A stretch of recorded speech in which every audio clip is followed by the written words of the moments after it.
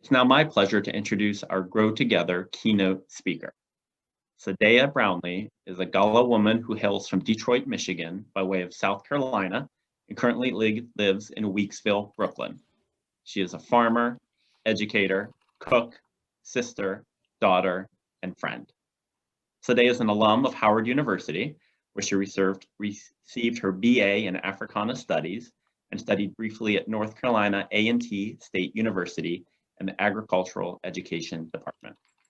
She is currently the board president of the Brooklyn Queens Land Trust, an organization that preserves and conserves open space as community gardens in Brooklyn and Queens, New York. I am thrilled to welcome Sawdayah Brownlee.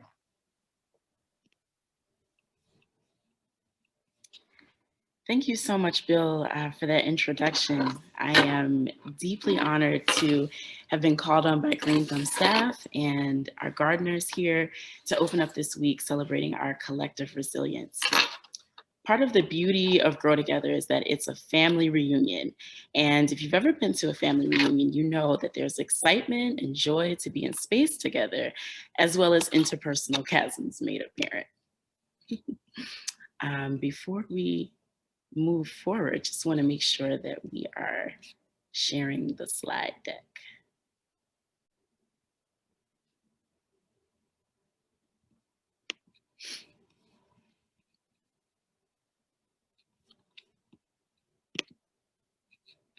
Thank you, Mara. So again, I'm so very excited to be here. This space is such a melting ground for us to catch up towards the end of a long winter, exchange crop plans, share updates about growing membership, new babies and grandbabies being born, community goals and projects. It's also the intersection of gardeners, community-based organizations, city agencies, officials, new community members looking to connect with gardens or urban agriculture. So having said that, the culture and the energy of this event is decidedly matter-of-factly community gardening. That ethos is so distinct in person, and so I will do my very best to be my most authentic self today in hopes that it supports this space for our week together to remain community garden oriented. Next slide, please.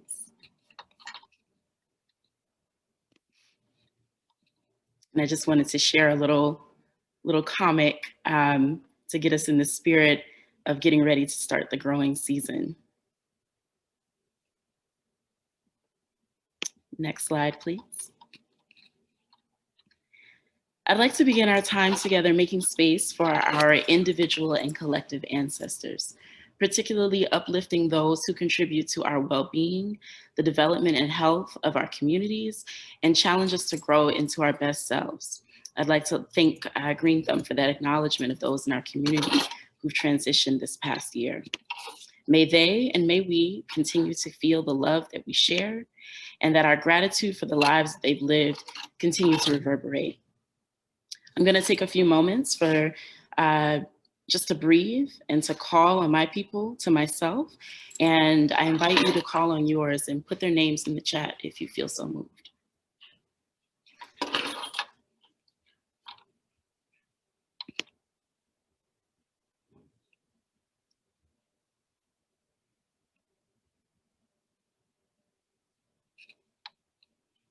And because I live my life by the Congolese principle of Ubuntu, I am because we are, which can also be understood as a person is a person because of people. I'd like to acknowledge some living community members and gardens that have been and are so integral to who I am and to the resiliency of our communities. I'd like to lift up Ms. Rosalind Forbes from Contented Heart Community Garden, Mr. Adnan Pagan of the People's Garden in their community, the Bronx Garden of Eden, Mama Ina McPherson of Tranquility Farm, Kiana Mickey, Cheryl Durant, and Kelly Street Garden, my Milk Crate Gardens Mutual Aid Project members, Alexis Mena, Phoenix Community Garden, who has fed me and so many others food and warmth throughout this pandemic and before then, Demetrius and Dorothy Mills, Irene Van Slyke, Mr. Samuel Belton, the Brooklyn Queens Land Trust Board, our sole staff person, D'Amica Roberts, and our gardeners, and so many of these people's partners and families that support them in doing this meaningful work. So in that same vein, shout out to my mama, Lois Brownlee, my dad, Joseph Brownlee, my sister, Aisha, my brother, Joseph, and my strong group of sister friends and family who may be on the line right now. While this list is by no means exhaustive and we don't engage one another every day, it is representative of the kinds of relationships that have guided me in my work as a teacher, a farmer, in my role as board president of the Brooklyn Queens Land Trust, and as a holder of space for more in our community to be empowered to self-determine and self-actualize their dreams. So often with the hustle and bustle of life, we don't take a moment to sit with our appreciation for the quality relationships that we have, the reciprocity that we experience from them. If there are people in your community or experiences that you've had in your garden that are coming up for you as a growth moment, go ahead and shout them out in the chat. Let's take a moment to see one another. I'm sure we'll have some in common and we'll learn about some new folks and key moments in our community garden ecosystem. Next slide, please.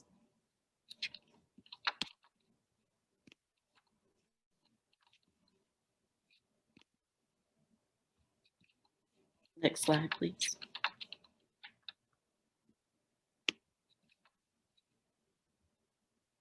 Next slide.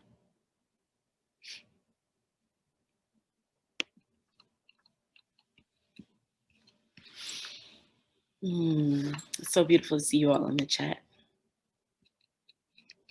I've been a farmer and a student and a servant of gardens and groups created to further community garden and urban agriculture's needs. What I share with you today is from what I've learned is critical for us who steward relationships between land, agriculture and her people, and other living beings. If we are to remain resilient, and I'd like us to examine what that means. What do we need to maintain that? I also speak to you of what sustains my faith, what helps me wake up each day motivated to continue the work of caring for our community. The greatest harbinger of better days ahead is that in spite of an international assault on that which is naturally occurring or queer, Black, and Indigenous, we have persisted in maintaining our humanity and continue to create and pour into spaces that support our survival, our thriving. Let's dive into a short activity together. First, I'd like you to get something to write or draw with and something to write or draw on.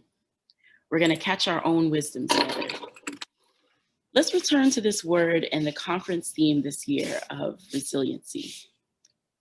What you see before you is the definition of resilience as articulated by Oxford Languages.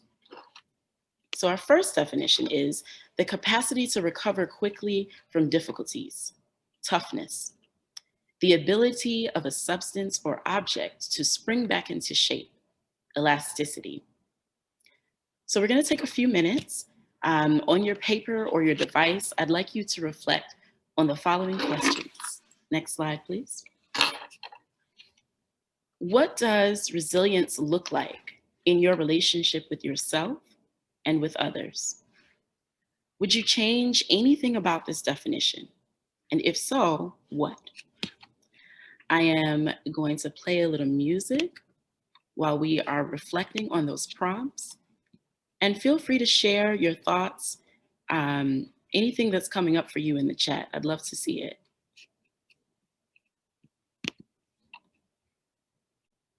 I'm seeing some wonderful answers.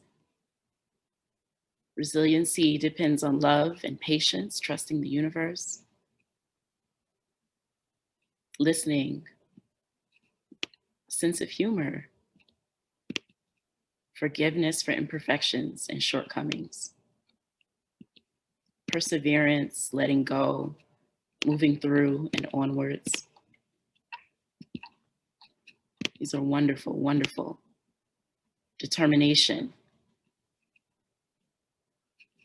allowing yourself to make mistakes and move forward.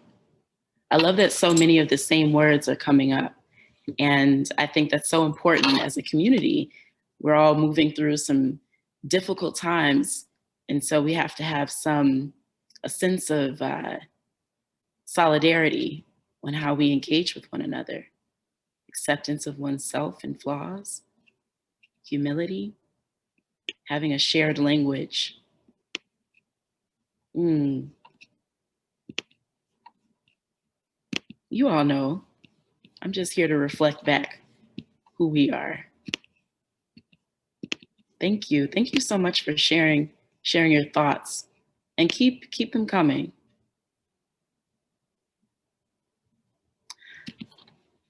I too would like to add to this definition. I would include the sometimes exhaustive twists and turns that we go through before reemergence with learned lessons and a new veneer with which to weather the world around us. I haven't experienced the spring back as quick, but rather a measured, time-consuming dance that involves repair of trust, honest reflection of my intent and impact, and an honest reflection of the people and the environment which engendered a response of resiliency. Next slide, please. There's a thought from James Baldwin that I'd like to share that he articulated in an interview featured in the film, I Am Not Your Negro, and one that he speaks on in more depth in his article, Unnameable Objects, Unspeakable Crimes. History is not the past, history is the present. We carry our history with us. I take this to mean that the identities we hold as individuals, the character of the institutions we're a part of and participate in, and the actions that we take reverberate in the now, and our personal and communal histories are intertwined and impact what we choose and how we choose. I do not believe that we are bound to repeat mistake after mistake, though, that there's much that can and should be understood and can be expounded upon for our collective well-being. I'd like to examine this with y'all and how it relates to relationships in the gardening landscape and beyond. How can our relationships and a close examination of our history serve as a North Star for our community, guiding us toward deeper trust, transparent accountability, and solidarity?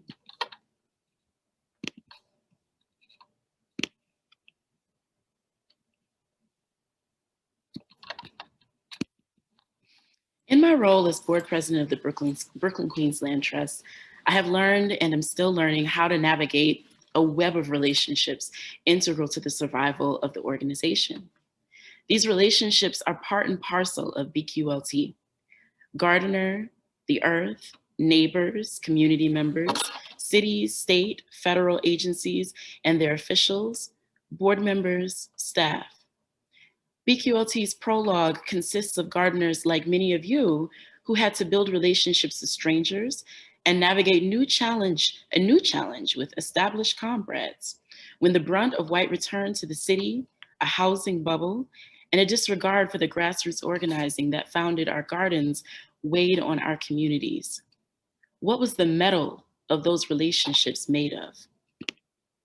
Listening to the stories of many of you present during that time, I heard accounts of vulnerability, transparency in needs and desires, showing up for the work of learning one another and strategizing on ways to sustain the garden's existence, a goal loftier than one's own ego, with a requirement of trust in your fellow organizers. Collaboration, cooperation, listening, reciprocity, being honest about your intent, and a willingness to hold yourself or your community accountable when actions were misaligned. This was and is a labor of love. Next slide, please. Gardeners across the city doing the heart work of relating to each other to save the land for the benefit of all, broke the mounting pressure from the government to vacate the premises. You, in conjunction with gardeners in other cities facing similar threats, brought to the national stage reflections on who gets access to free, clean, green space, who gets to self-determine there and why, and who are the people who have done this work for their communities, disregarded until the powers that be decide that they wanted something for nothing. To be clear, there were and there are people in power with power, also of our community, who made and make a point to stand in alliance with protecting these spaces. This work is interdependent and it requires a myriad of people, approaches, and resources. This struggle led us as gardeners in a few different directions. The gardeners of BQLT, along with the Manhattan Land Trust and the Bronx Land Trust, elected the journey of establishing these trusts to ensure that the land would be community owned and determined and maintained in perpetuity. It is an intense commitment and akin to a marriage, to one another's well-being indefinitely. While this safety measure is in place for our gardens, because my liberation is bound up with yours, as the artivist Leela Watson said, it is not enough. We must continue to build dynamic relationships with one another, irrespective of neighborhood, titles, and umbrella organizations, to ensure that the most vulnerable of us never lose the ability to love and grow on and with our earth. I am deeply moved by the iterative heart work in practice to forge more legal protection for gardens in a changing political landscape. This is another example of your and our resilience and its measured development from our history, as well as an example of an initiative for sustainability that we all can feed. It also illuminates that the source of our regard for one another must center equity for our collective if we intend for our growth together to be harmonious. We are recycling our history in concert with each other and in concert with the ecosystems we live in. If this collective of gardeners, community members, policymakers, youth, and so many more can practice being conscientious of what is happening within our ecosystem and how it is happening, we may be able to sustain some substantive changes to our environments. In practicing this type of awareness to someone or something else, as we do with our plants' growth and soil composition, it becomes second nature to regard them in the choices we make. We may even make magic in our relationships and evolve to a prescient state wherein we can communicate with one another across species in this vast urban agricultural world and expand our future historical narrative beyond individualized agendas. Next slide, please. At such a critical juncture in time and space, I ask us, how will we continue in our life cycles? What will we commit to deepen communal trust, self-accountability, and the hearing of hard truths for that change everyone so desires? Will we choose to engage the difficult heart work required to build a space where oppressed people, beings, and earth can be redeemed? Where those who exploit are required to redeem themselves through shedding layers of delusion? Will we engage in the work of redoing our human environments to welcome the liberation strategies of those most vulnerable? Will we follow the wisdom of young people, of forests, of indigeneity? Will we retrain our ears to listen wholly and allow our minds and our hearts to work together to comprehend one another? Will we take joy in this work, flipping the definition of work from drudgery and depletion to beautiful community care that we all participate in, bringing us closer to solidarity? In these times of hurried labor and disconnect, all stemming from a sense of scarcity, fear, distrust, lack of conversation, and of lack of comprehension can flourish. When I forget that scarcity and all her accompaniments are human-made constructs, I turn to folks like Audre Lorde, whose words remind me to slow down. Next slide, please.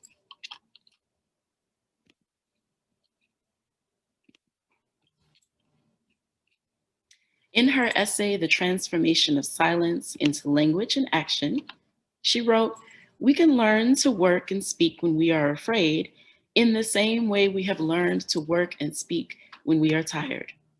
For we have been socialized to respect fear more than our own needs for language and definition. And while we wait in silence for that final luxury of fearlessness, the weight of that silence will choke us." I put that there because communication is critical to our multiple realities being aware of one another and negotiating how they will share time and space.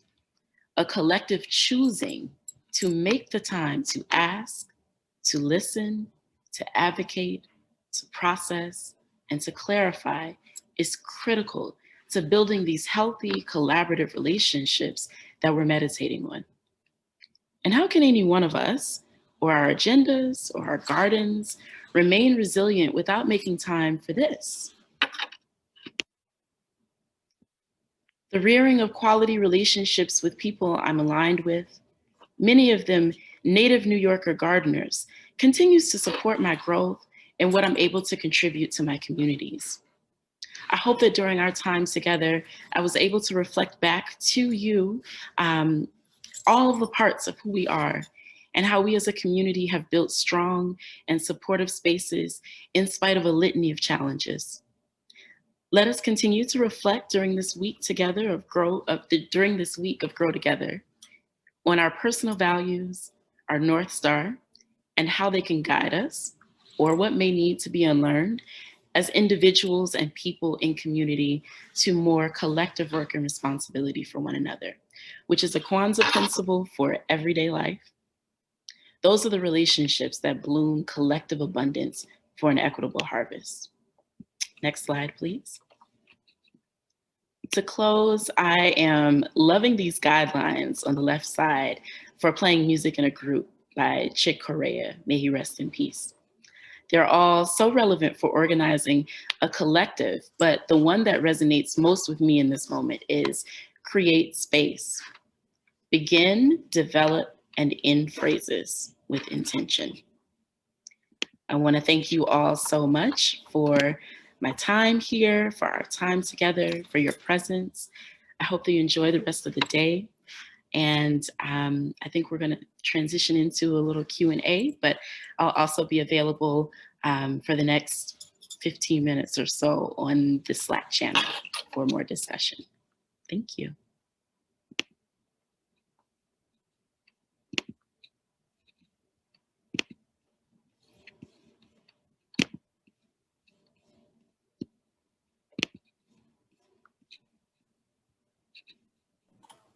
Good morning, everyone. My name is Carlos Martinez. I'm the Deputy Director of the GreenThumb program. I just want to thank Sawdayah for those inspiring words.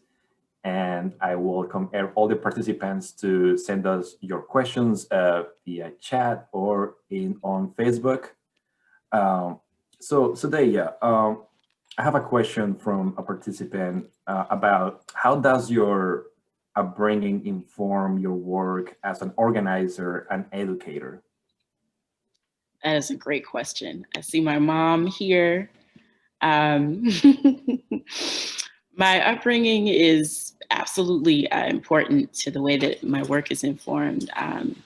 Some of the things that my parents, the things that I think I really carry with me, really taking your time, really listening, not getting too high on the highs or too low on the lows. My mom, both of my parents come from an agricultural background. My dad is the Gullah parent, so he's from the coast, and my mom is from the internal part of South Carolina. We come from a lineage of sharecroppers, and she has a deep love for growing, not in the farming sense, but in the gardening sense. And that, along with just the need to be patient and to listen are very important things for me in the way that I show up to organize, the way that I show up to do work collectively. Thank you. The next question is, what lessons can we learn from the current pandemic? For me, the biggest lesson is slowing down.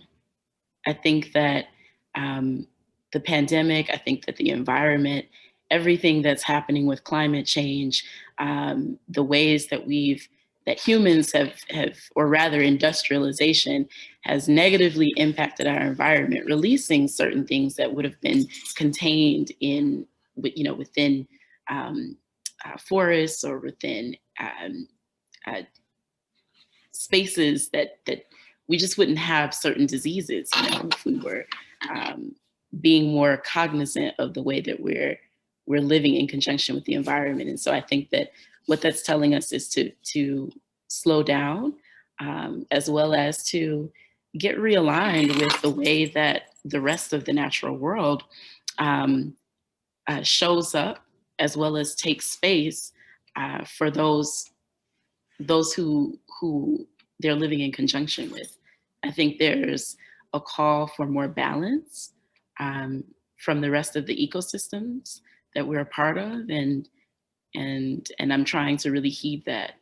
So in a very specific way, you know, taking rest when I need to take rest, not getting too upset if something is not happening exactly in the right order that I want it to, knowing that we're going to have to try many, many different approaches in working together, and listening to what feels natural for me to do, and giving space for other people to do that. Thank you. I think those are perfect best practices for our gardeners to slow down.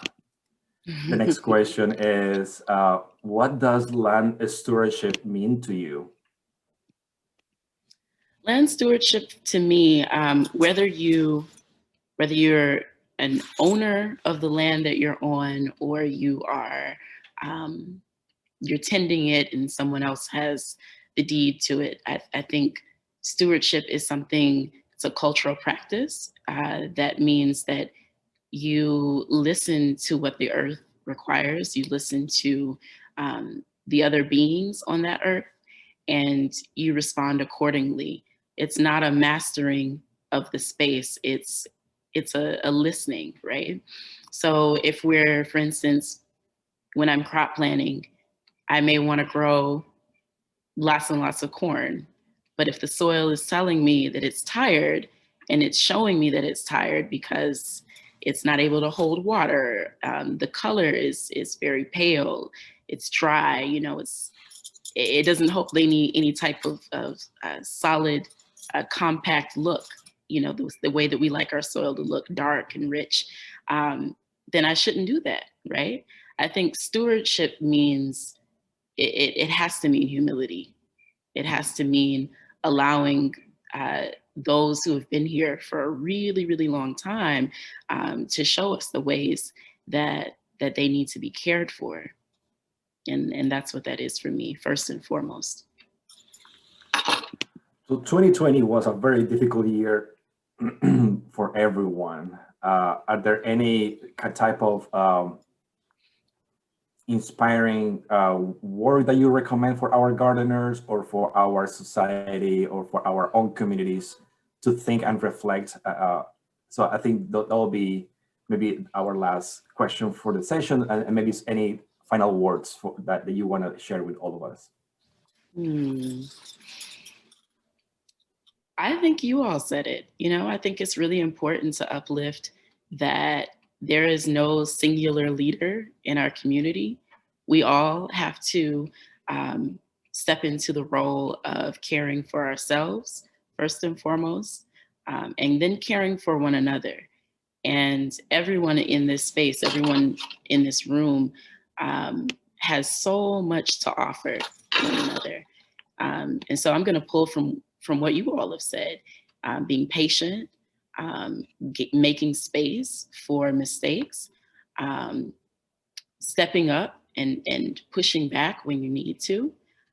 These are all things that we see in our environment. And I think that anytime that I feel really out of sorts or disoriented, I like to go into the woods, or I like to go to a park or a garden and just listen. What am I seeing? What am I hearing? What am I feeling?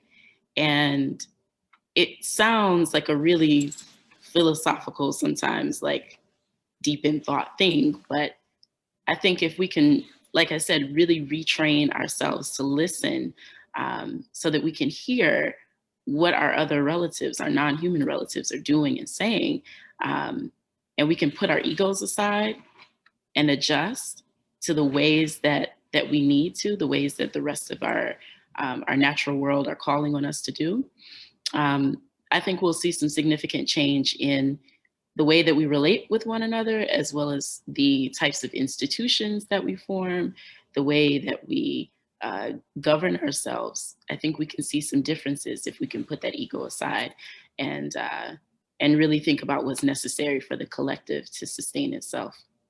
Nature has a lot to teach us about that. Thank you, Sawdayah.